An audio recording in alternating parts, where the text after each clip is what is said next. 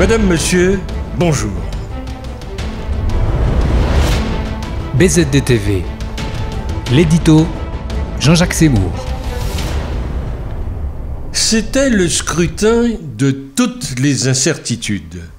La RDC, la République démocratique du Congo, semble s'engager cette semaine dans la voie d'une alternance historique avec l'annonce de la victoire à la présidentielle d'un opposant historique, Félix Tshisekedi, cependant aussitôt contesté par une partie de l'opposition et par l'Église et surtout déjà marqué par le sang. Il remporte le scrutin devant un autre opposant, Martin Fayulu, et il est aujourd'hui le président que l'on n'attendait pas. Alors, les élections générales du 30 décembre ouvrent-elles la voie à une alternance sereine en RDC? Rien n'est moins sûr. Félix Tshisekedi n'a pas de soutien particulier ni d'entre-gens au sein de l'armée, et c'est précisément l'une de ses faiblesses.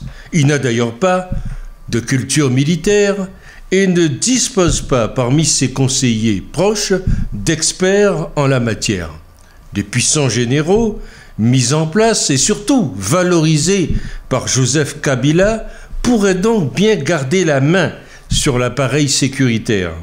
S'ils sont brutalement limogés, ils risquent de constituer une véritable menace pour M. Tshisekedi, qui va devoir composer avec ses hauts gradés qui se sont considérablement enrichis. Certains ont d'ailleurs cyniquement orchestré la déstabilisation de certaines zones en activant en sous-main des groupes armés tout en préservant l'unité du pays. Il en va ainsi de l'incontournable général John Numbi, nommé à l'été 2018 inspecteur général des armées alors qu'il est visé par des sanctions internationales. Sa connaissance fine des acteurs, du territoire, des secrets et des coups tordus est à double tranchant pour M. Tshisekedi. Mais il est fort probable que les stratèges de Joseph Kabila aient préservé leur influence, voire leur mainmise sur l'appareil sécuritaire. De plus, la France l'a fait savoir par la voix de son ministre des Affaires étrangères, M. Le Drian, la France n'est pas d'accord avec les CENI qui proclament les résultats. La Belgique n'est non plus pas d'accord avec cette même CENI. Et l'Église catholique du Congo a fait les comptes et a annoncé des résultats complètement différents des résultats officiels. Alors, qu'adviendra-t-il si ce résultat venait à être réellement contesté et surtout rejeté? L'élection présidentielle du 30 décembre 2018 a été entachée en sans doute de nombreuses irrégularités et 1 600 000 électeurs n'ont pas pu voter dans 2 régions du pays, ce qui n'est pas rien.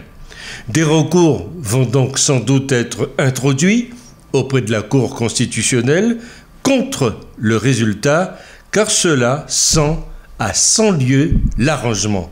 Car au fait, Félix Tshisekedi a été élu ou il a été nommé? Le peuple a-t-il été victime d'une véritable escroquerie électorale? On est plus proche ici, à mon avis, du putsch électoral qui marque et qui marquera une fausse alternance. C'est ce que je crois. Retrouvez toute l'information sur bzd-tv.com.